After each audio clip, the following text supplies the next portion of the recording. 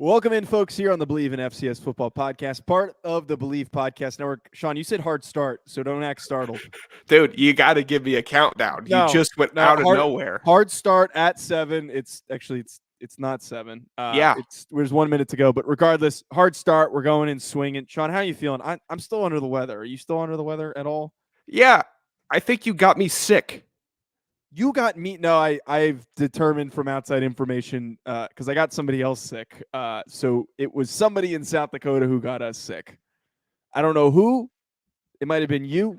I don't Maybe know. if you weren't dancing with strangers and I didn't have video of it. You were also dancing with strangers. For all the listeners out It there, was only men, by the way. I have photos and videos of Joe that are very personal and private. If you would like them, just reach out to me.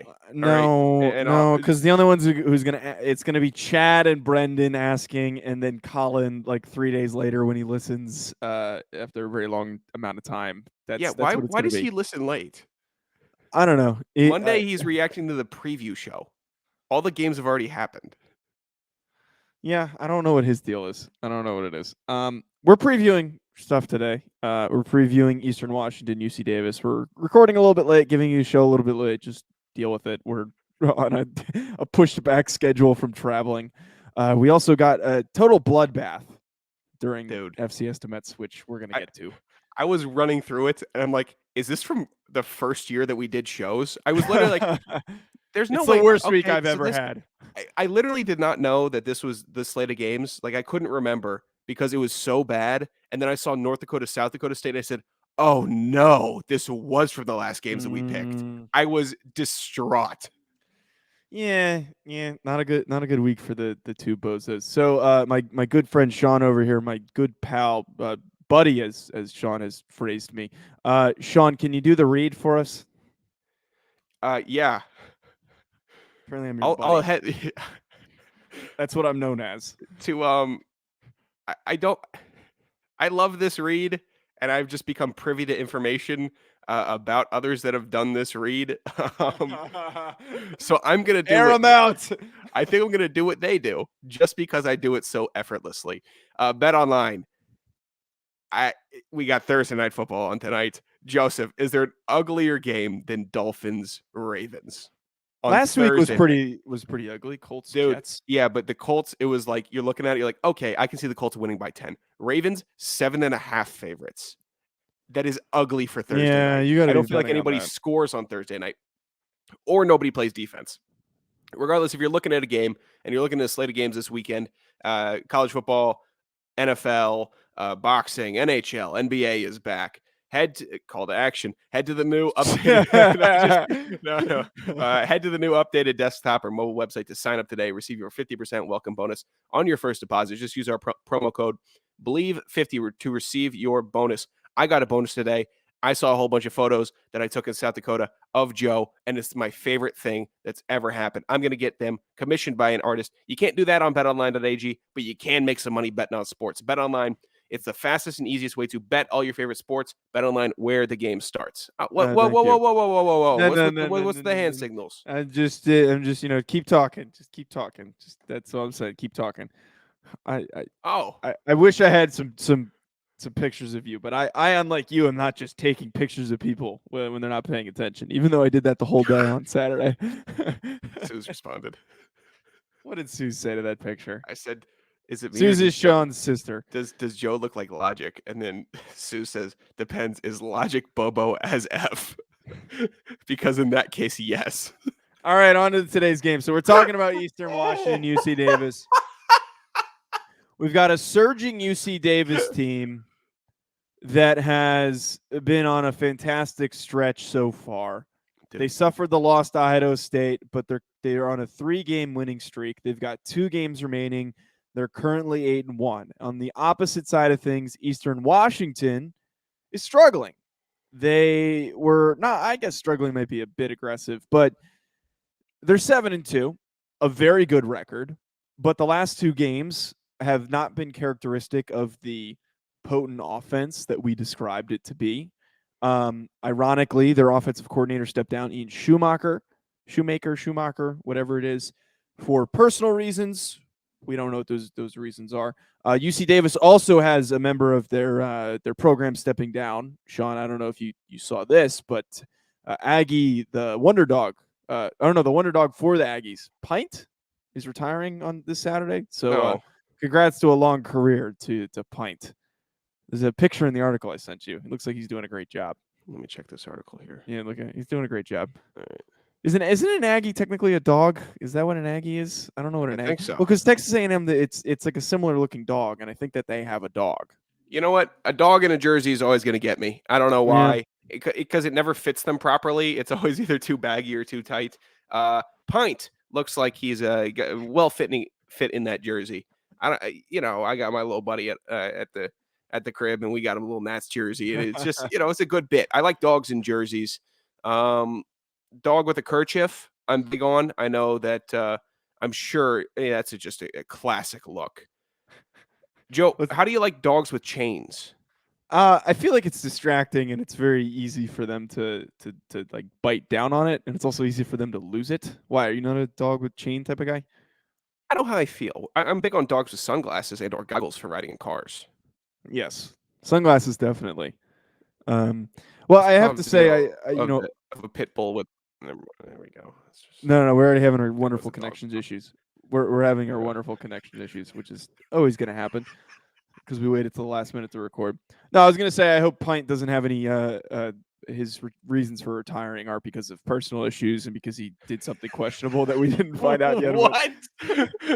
Personal issues? Oh, I'm taking a dig at Shoemaker. Oh yeah, I've really been going through it. It doesn't feel like my heart's not really in it anymore. Should I make that the title of the episode? Pint the Wonder Dog's person retires due to personal issues. Oh God, could you imagine?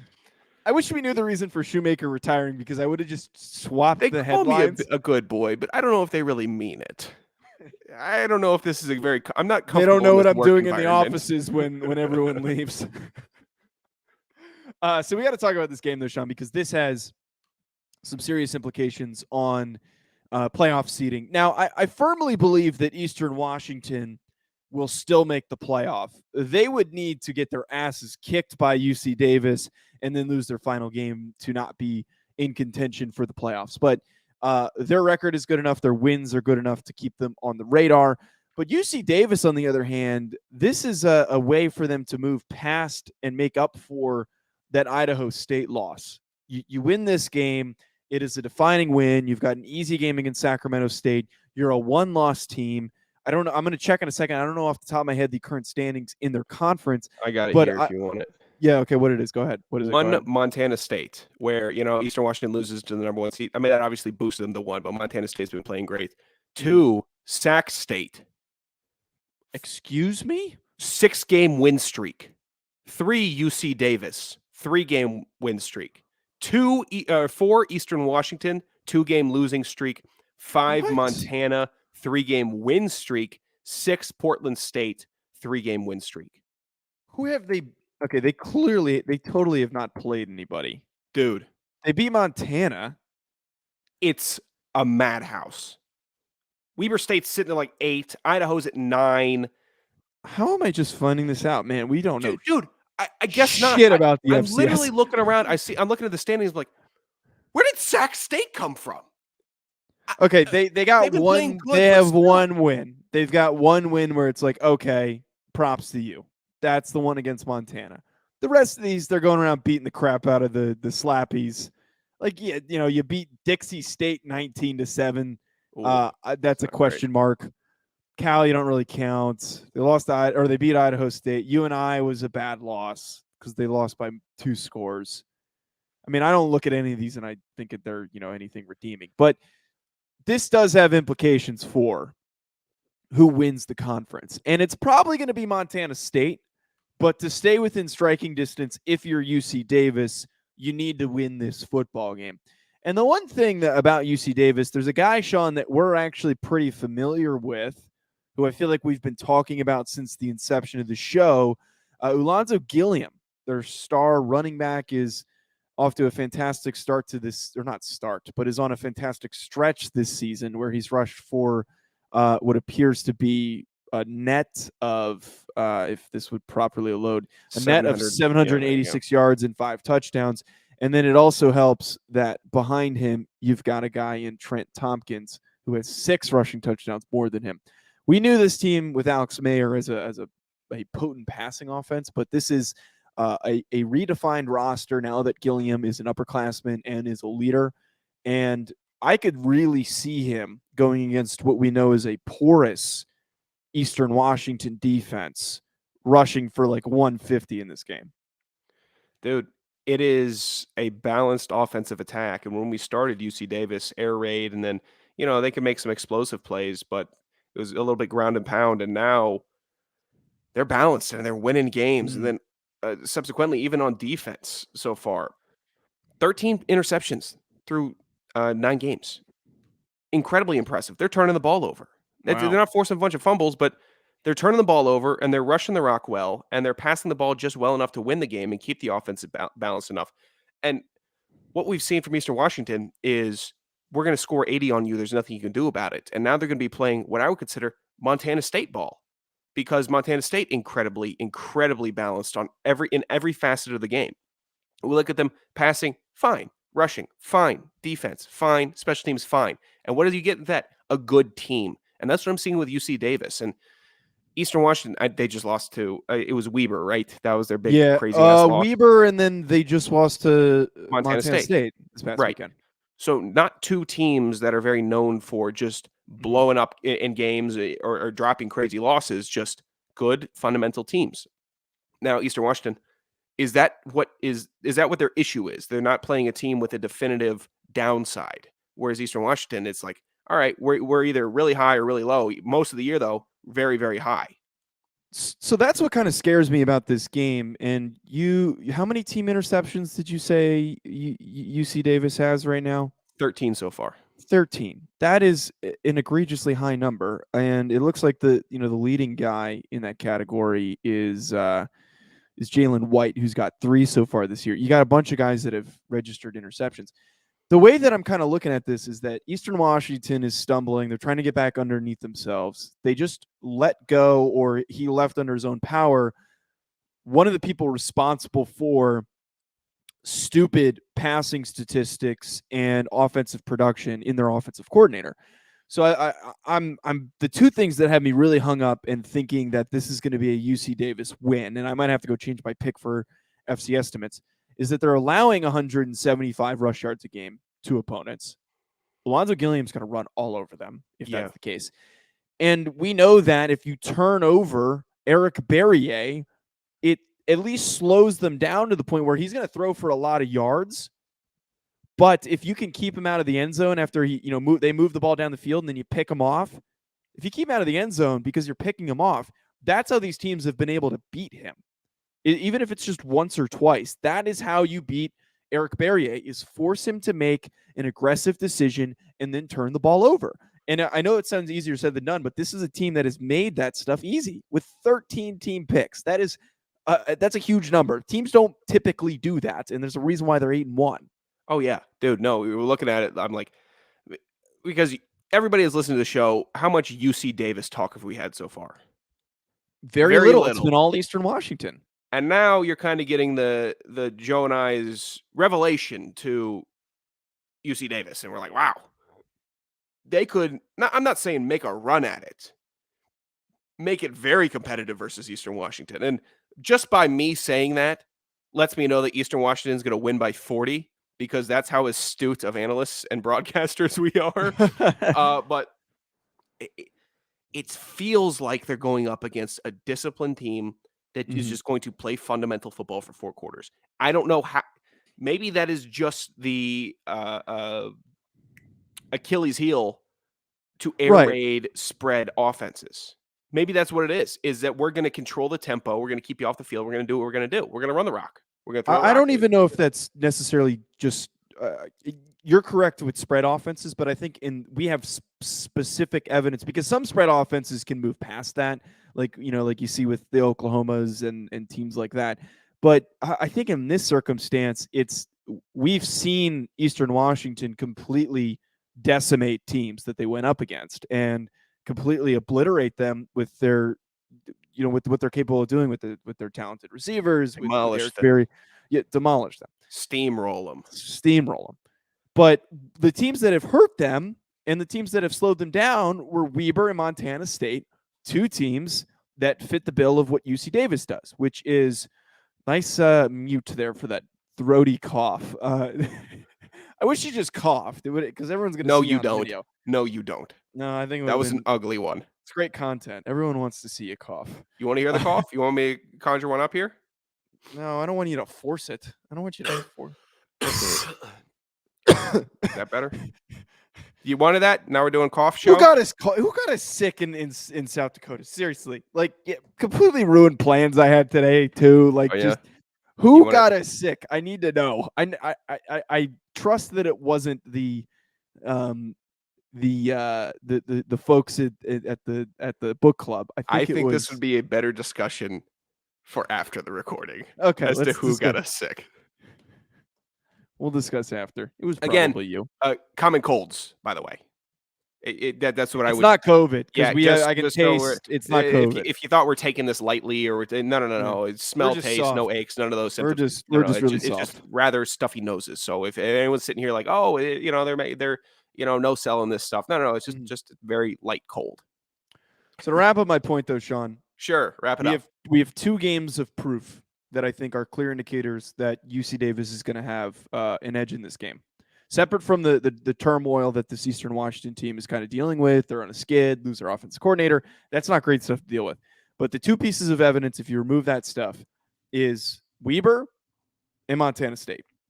And very similar to UC Davis, good defensive teams, well-coached, hard-nosed. If you come out with that approach, I think you can effectively win this football game if you're UC Davis.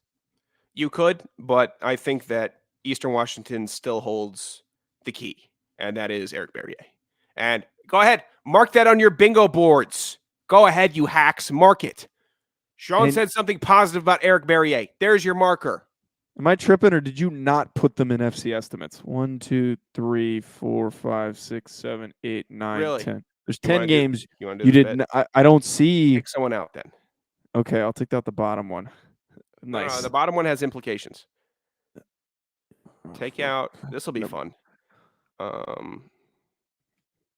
Take out VMI Furman. No, I'm taking out URI UNH. Oh, that's fine. Yeah. So Trevor Knight was on Cam Rogers' pod, and I was talking to Cam on the phone earlier. He's like, "Oh, Trevor picked the Wildcats to win against your alma mater." I'm like, "What are you talking about? It's against URI." And I'm like, "They're not gonna win." Are you kidding me? They're on a 6-game losing streak. All right, John. I don't want to hear Trevor Knight's name ever again. No, I could not stand. Just a nightmare player for our defense. Just him and EJ Perry should start a podcast saying, "We'll tear up any URI defense." That's what they should do. They should start up a club with other mobile quarterbacks that could just scurry for 12 yards and destroy defenses. Go ahead, start the podcast. I could not stand. No, I mean, we realistically could get them started. I have some kid DMing me. Who was the wide receiver? Perry's O'Connell? Highlights. Was that his name? The UNH receiver. What was his last name? He had like 180 in every single game we played him. Sounds about right. All right, Sean, speaking of numbers, FC estimates. What's his name? Last week, we had what was a bloodbath, which was our Red Saturday. It was not generous to either of us.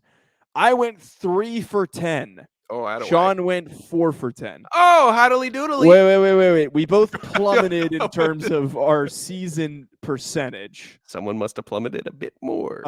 The gap. No. The gap is still the same. It was by 3%. It is not. It's impossible for it to be the same. What was it last week?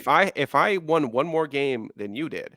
Yeah, but there's been so many picks where are you talking about fractional. percentages? I'm talking about straight numbers. Straight numbers, yeah. You went up 1 you went up 1 on me, but percentage-wise, it was like fractional. It didn't really do anything.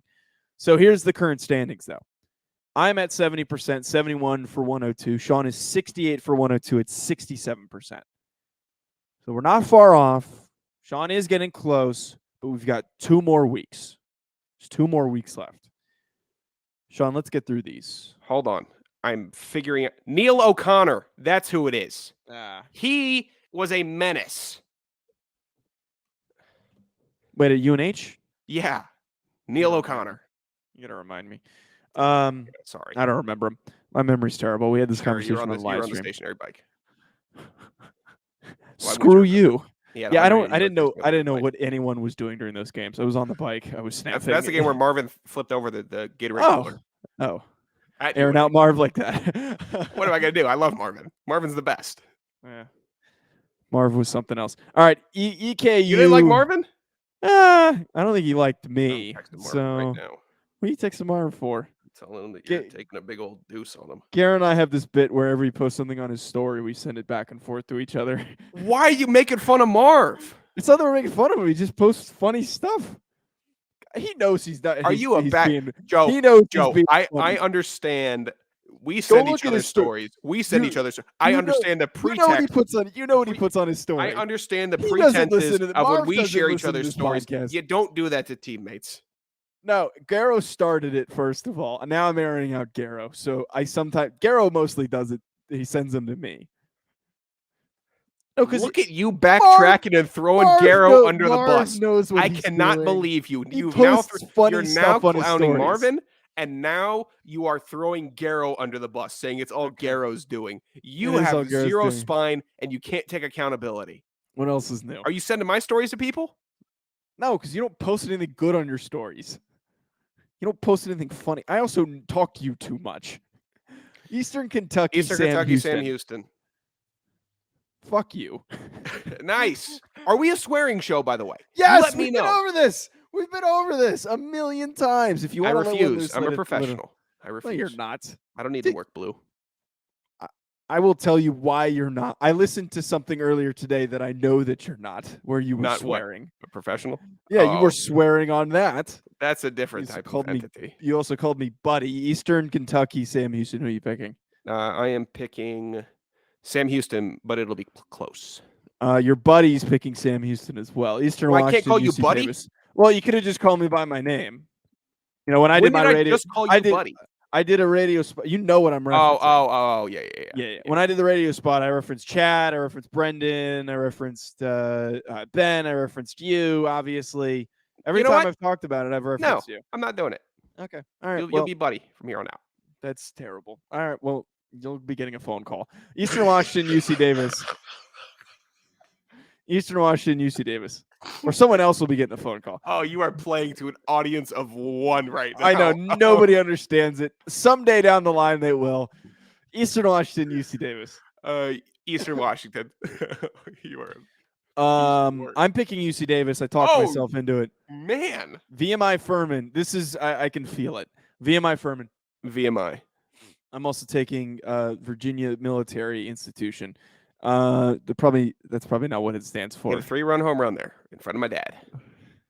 What? I played a tournament at VMI. Oh, is that close to you? Close enough. Where is it? Virginia? I don't know. It's like an hour south. Nowhere good. UNI, Missouri State. Hey, Jersey's really good. It's a really cool state. Missouri State. You got like 2 good things. I'm picking New Jersey. UNI. Got 0, by the way.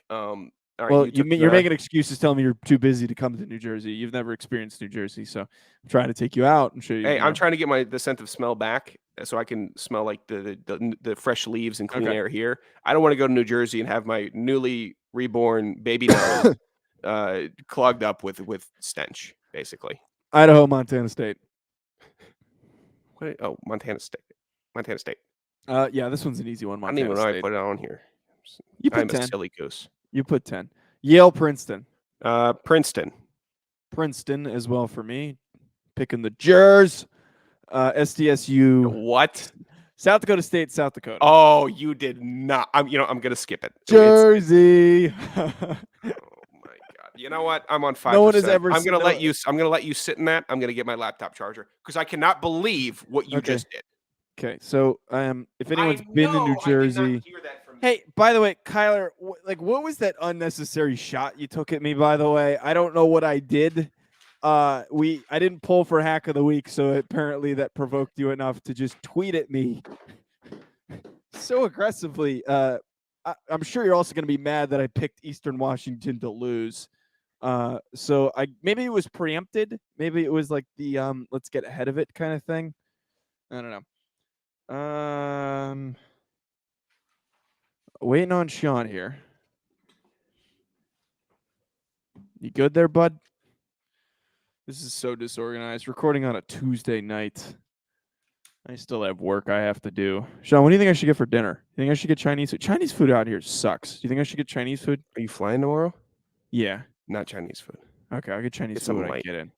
I'm supposed to get all you can eat sushi though when I get in. Oh. South Dakota State, South Dakota. Get like a chicken Caesar wrap. Nah. South Dakota State, South Dakota. South Dakota State. I'm picking South Dakota State as well. Incarnate Word, Nichols. It's the first time I think I've ever done it. I'm taking Incarnate Word.